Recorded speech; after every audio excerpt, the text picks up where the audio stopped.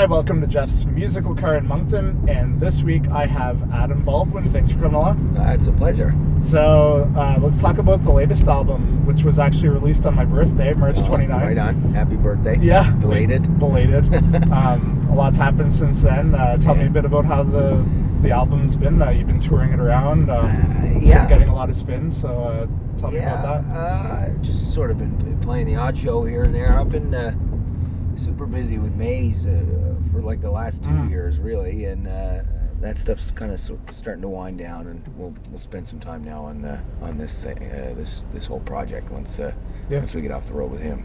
But it's been good. Yeah, it's a really raw album. Is this kind of the most open you've been in an album? I would dare say, yeah. My favorite songs are songs where it's evident that the author is speaking from experience. Yeah. And I obviously I don't think anybody knows me better than myself, and I just sort of feel like that's what really connects with people is honesty, and I don't see any point in flirting with it. You might as well kind of go all in, you know. Did you feel like you went out of your comfort zone, or did it still feel like you were in a place where you were still comfortable? It was definitely out of my comfort zone, not musically, but there was a lot of really kind of harsh confrontations I had to have with myself, and that's sort of what led me to writing all those songs, and that wasn't always easy to, you know, sometimes looking in the mirror is a pretty tough thing to digest, and but ultimately it was a really cathartic experience for me, and ultimately very helpful, and probably really good for my psyche at the end of the day, you know. Yeah. Okay. So I guess continuing with that notion, can you tell me about the song you decided to play today? Yeah, it's called Dark Beside the Dawn, and it's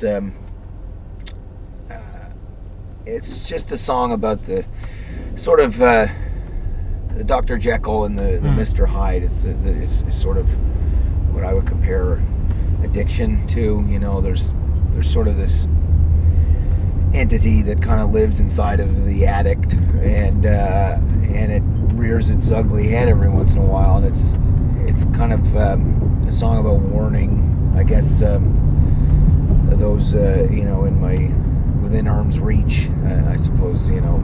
Okay. That this thing's on its way, you know, on its way in, I guess. All right, let's hear the acoustic rendition.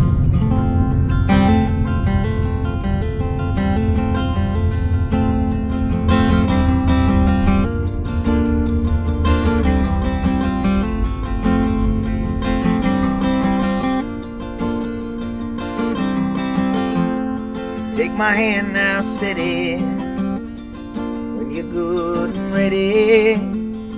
Baby, mind your footing, my terrain is deadly.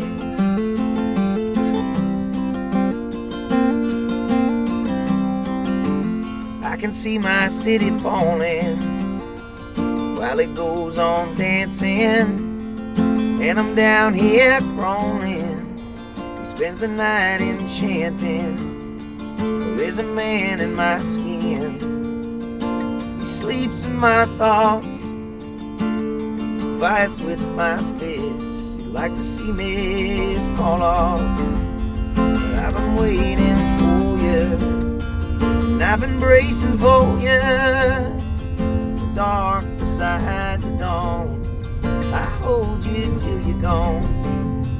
If I could save it for you, I'd embrace it for you. The dark beside the dawn goes on and on and on.